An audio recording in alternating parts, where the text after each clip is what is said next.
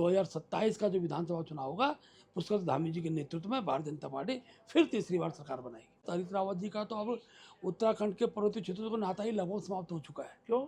जब कांग्रेस के लोग उन पर आरोप लगा रहे कि पिछला कांग्रेस हार का मुख्य कारण हरीश रावत रहे। हरीश रावत लगातार गैरसैंण के मसले को आगे बढ़ा रहे हैं। वो लोग अब उन्होंने कहा है कि वो अगर 2027 में कांग्रेस सत्ता में आती है, इन उत्तराखंड की जनता अगर कांग्रेस को समर्थन 2027 में देती है तो गैरसैंण को उत्तराखंड की स्थायी राजधानी घोषित करेंगे। बीजेपी का इस पे क्या स्टैंड है? बीजेपी के प्रदेश अध्यक्ष महेंद्र भट्ट जी, राज्यसभा के सांसद हमारे साथ हैं।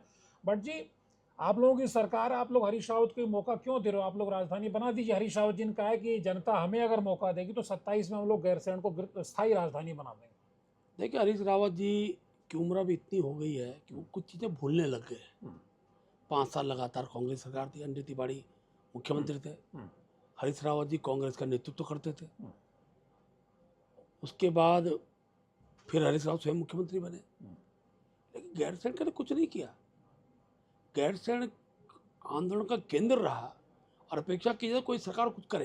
लेकिन मैं कह सकता हूँ कि हमारी सरकार ने जब सत्ता संभाली, त्रिवेंद्र सिंह रावत जी मुख्यमंत्री थे, तो हमने गैरसैंण के विकास के लिए उसके राजधानी क्षेत्र के जो सामरिक विकास है उस दृष्टि से हमने उसको ग्रीष्मकालीन राजधानी के रूप में घोषित किया और कुछ सत्र वहाँ हुए भी हैं।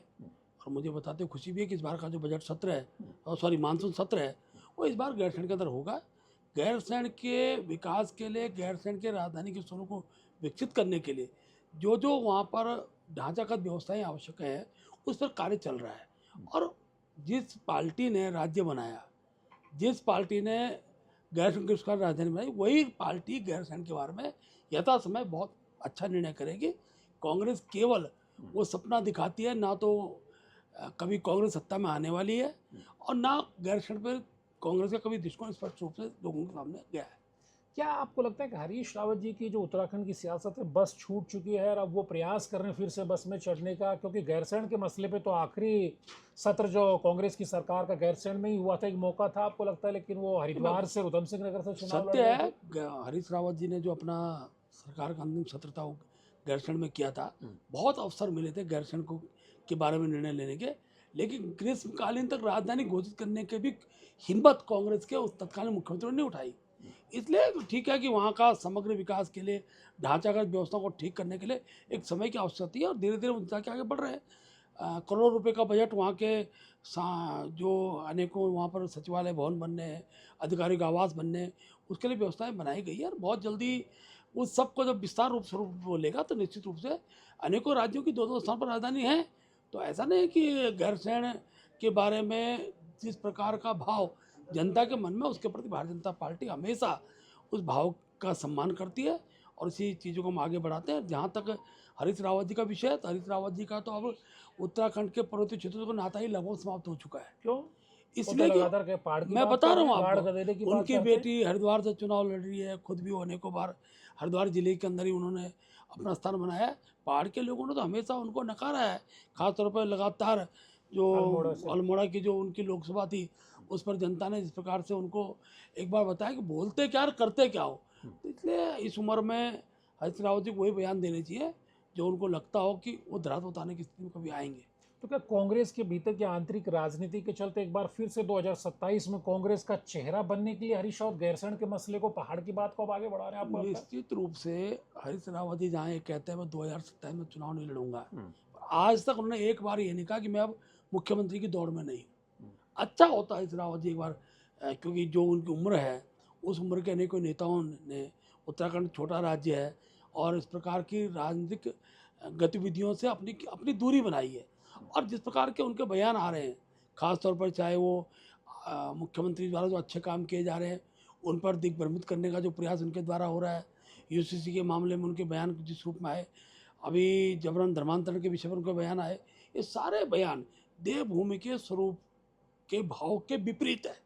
इसलिए हरीश रावत जी अब क्योंकि सत्ता का जो नशा है वो नशा इस उम्र में भी उन पर बना हुआ है। और कांग्रेस के लोग जब इस बात को कहते हैं कि हरीश रावत जी अब कहीं भी नेतृत्व की स्थिति में नहीं है, कांग्रेस के लोग कहते हैं, क्योंकि जब कांग्रेस के लोग उन पर आरोप लगा रहे कि पिछला कांग्रेस हार का मुख्य कारण हरीश रावत रहे, तो उनको विचार करना चाहिए कि मुझे कांग्रेस में रहने से राजनीति की परिदृश्य में अपने को स्थापित रखने थे।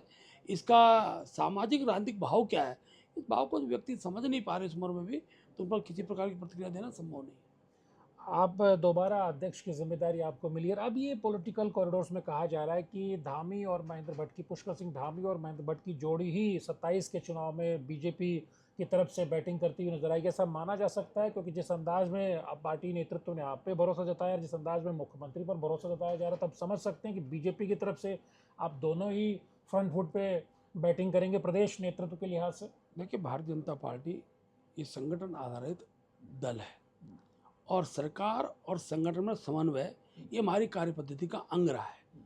तो मैं कह सकता हूँ, आज केंद्रीय नेतृत्व ने जिस विश्वास के साथ अगर मुझे दायित्व दिया है, तो मेरा भी फर्ज बनता है कि हम सरकार को 2027 में हैट्रिक हमारी बन जाए, तीसरी बार सरकार बन जाए। और मैं विश्वासपूर्वक कह सकता हूँ, पुष्कर धामी जी ने अपने इस कार्यकाल के दौरान देवभूमि के विकास में, देवभूमि के देवतुल्य स्वरूप को बनाए रखने में जो योगदान दिया है, एक अपार जन समर्थन धामी जी के साथ खड़ा है, भारतीय जनता पार्टी के साथ खड़ा है।